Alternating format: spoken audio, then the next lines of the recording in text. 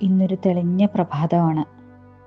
നീല വിരിപ്പണിഞ്ഞ ആകാശത്തിനു താഴെ പച്ചപ്പട്ട വിരിച്ച ഭൂമിയുടെ മനോഹാരിത.